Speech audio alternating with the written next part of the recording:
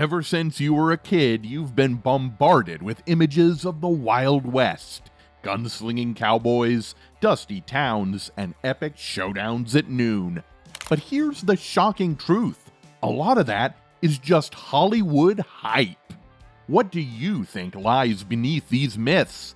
Are these indeed myths waiting to be busted? Or could they actually be true? In this video, we will explore the surprising reality of the American frontier and discuss 7 myths that have fooled us all. Here's our list of 7 myths that have shaped one of the most astounding periods in American history. Number 7. Cowboys. The image of a cowboy sporting a wide-brimmed hat has become an enduring symbol of the American West. However, this iconic headwear is more myth than historical reality. Contrary to popular belief, the classic cowboy hat we envision today was not a common sight in the Old West. In reality, the most prevalent headwear during the mid to late 19th century was the bowler hat, also known as a derby. This sturdy, rounded hat was favored for its practicality and versatility.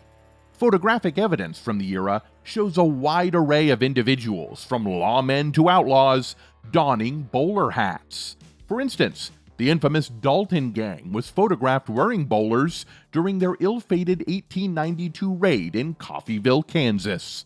Women of the Old West often opted for the flat pancake hat, which sat low on the head and featured minimal ornamentation. This practical choice allowed for easy wear during various activities and social occasions. Notable figures like Annie Oakley wore such hats during their performances and daily life. The popularity of these more modest hat styles was rooted in practicality. Residents of the Old West needed headwear that could transition seamlessly from work to social gatherings. The bowler and pancake hats fit this requirement perfectly, offering protection from the elements without being overly ostentatious. The cowboy hat as we know it today didn't emerge until the late 1800s. The closest predecessor was the Boss of the Plains hat, designed by John B. Stetson in 1865.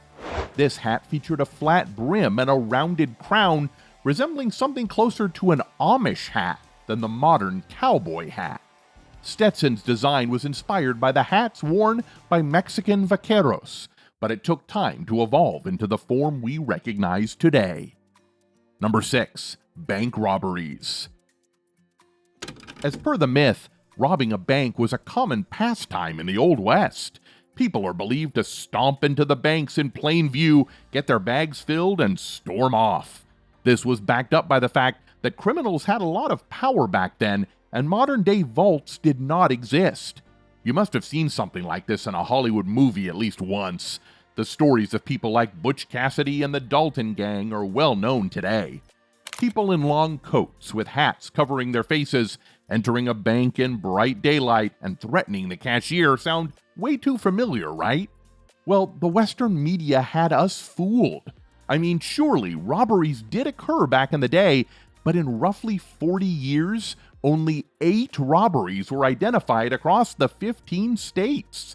If we keep a count, this is nothing against the 5,600 bank robberies reported in 2010.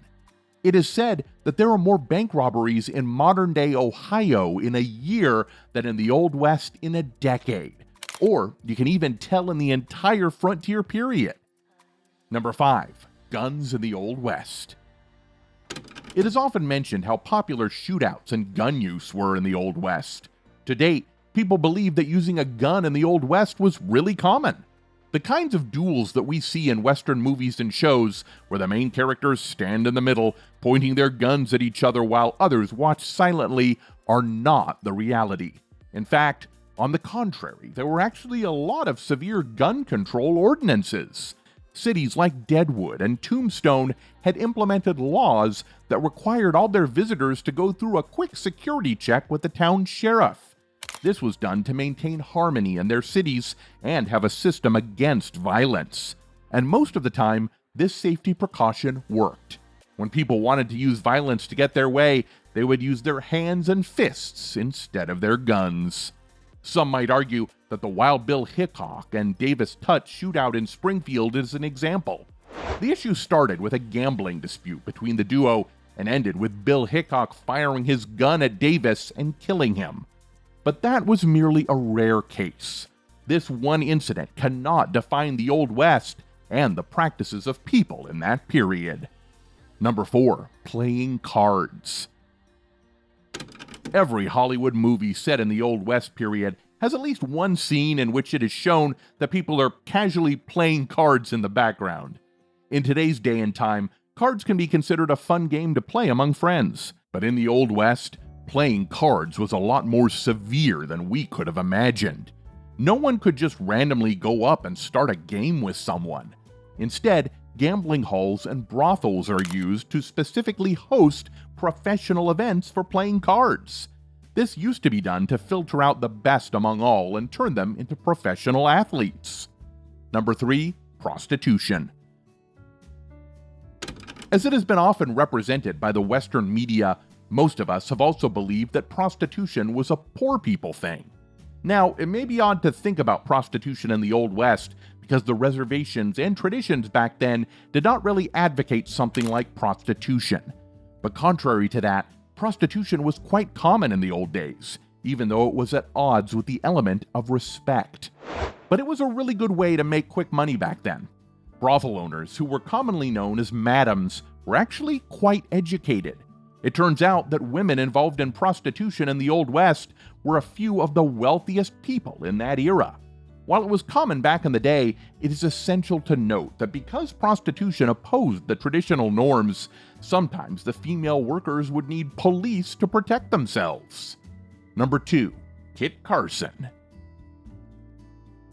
Christopher Carson, commonly known as Kit Carson, used to be an American frontiersman who is said to be the oldest and most famous and controversial resident in the West. Carson left his home in Missouri when he was just 16, with aspirations to be a mountain man and trapper. And he was pretty successful in that.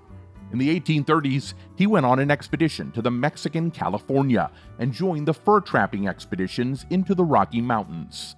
He was soon hired as a guide by John Charles Fremont, a well-known explorer today. In addition to his expeditions, he is known for participating in the Mexican-American War and the American Civil War. Working under John Fremont, he also participated in the Sacramento River Massacre. However, while his bravery remains historic, it was discovered that most of his tales about his adventures were purely fiction.